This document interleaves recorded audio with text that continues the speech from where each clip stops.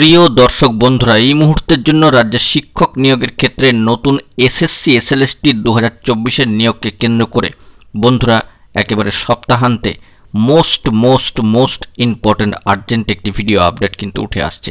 অবশ্যই important topic, তাই serious এই টপিকটির উপর আর্জেন্ট ভিত্তিতে এই ভিডিওটা কিন্তু আপনাদের জন্য ক্রিয়েট করতেই হচ্ছে।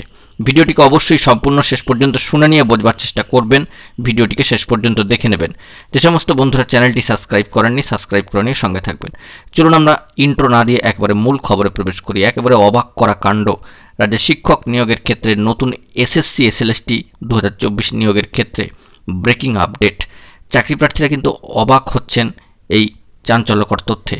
বন্ধুরা, বিষয়টিকে সার্বিকভাবে বলবার চেষ্টা করছি। বন্ধুরা, ইতিমধ্যে আমরা দেখতে পাচ্ছি রাজ্যের শিক্ষক নিয়োগের ক্ষেত্রে এছাড়াও একাধিক নিয়োগের ক্ষেত্রে মন্ত্রিসভার বৈঠক ইতিমধ্যেই কিন্তু হয়ে গিয়েছে।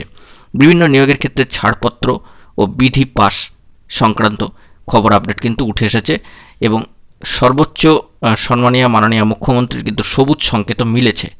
কিন্তু নতুন নিয়োগের দিক থেকে রাজ্যে এসএসসি এসএলএসটি 2024 নিয়োগের ক্ষেত্রে নতুনভাবে নোটিফিকেশন আনায় কোনো আপডেট অফিসিয়ালি এখনও পর্যন্ত উঠে আসেনি। তৎসত্ত্বেও বেশ কিছু ক্ষেত্রে সামাজিক গণমাধ্যম সূত্রে ইতিমধ্যেই একটি বার্তা দিয়ে দেওয়া হচ্ছে যে upper primary recruitment process clearance পেয়ে গেলেই এসএসসি এসএলএসটি 2024-এর নিয়োগ সংক্রান্ত নোটিফিকেশান বা নতুন নিয়োগের নোটিফিকেশান চলে আসতে পারে। বন্ধুরা, এখানেই একটা ডাউট থাকছে যে আপার প্রাইমারি রিক্রুটমেন্ট প্রসেসের সাথে কখনোই কিন্তু এসএসসি এসএলএসটির নতুন রিক্রুটমেন্ট প্রসেস কোনোভাবেই সম্পর্কযুক্ত নয়। দূর থেকে দূর পর্যন্ত কোনো যোগাযোগ নেই।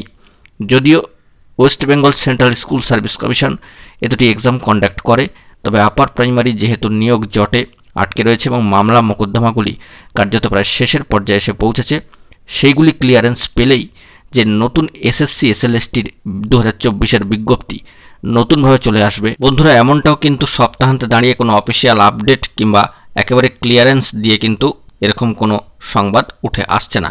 কারণ একটা বিষয় লক্ষ্য করতে হবে যে এসএসসি এসএলএসটি সংক্রান্ত 2016 রিক্রুটমেন্ট প্রসেস 16ই জুলাই কিন্তু একেবারে সর্বোচ্চ ন্যায়ালয়ের সুপ্রিম কোর্টে মামলা রয়েছে, অর্থাৎ হিয়ারিং কিন্তু রয়েছে। সেখানে কিন্তু অনেকগুলি বিষয় বা ফ্যাক্টর থাকছে।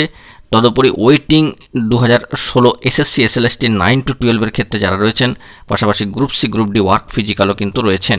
সেই দিক থেকে একটা জটলা তো রয়েছে।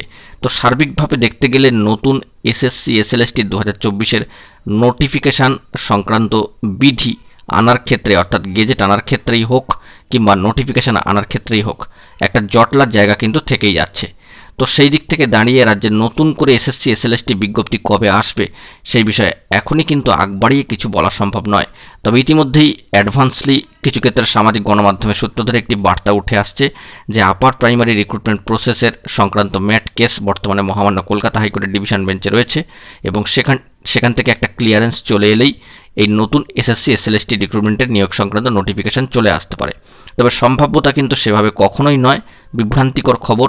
অবশ্যই কিন্তু আপনারা একটু বুঝে শুনে বিষয়টিতে সচেতন হওয়ার চেষ্টা করবেন, কারণ রাজ্যের বর্তমান পরিস্থিতি অনুযায়ী বিভিন্ন নিয়োগ বিধি পাস হচ্ছে এবং বিভিন্ন নিয়মকানুনের পরিবর্তন হচ্ছে। কিছু নতুন পোস্টেও কিন্তু নিয়োগ সংক্রান্ত খবরও রয়েছে। মন্ত্রিসভার বৈঠক ইতিমধ্যেই সমাপ্ত হয়েছে। তো সার্বিকভাবে দেখতে গেলে আরও কিছুটা সময় লাগবে এই নতুন এসএসসি এসএলএসটি 2024-এর নিয়োগ সংক্রান্ত নোটিফিকেশান আনবার ক্ষেত্রে। এই বছরের মধ্যে নোটিফিকেশান আসবে কিনা তার জন্য কিন্তু ওয়েট করতেই হচ্ছে।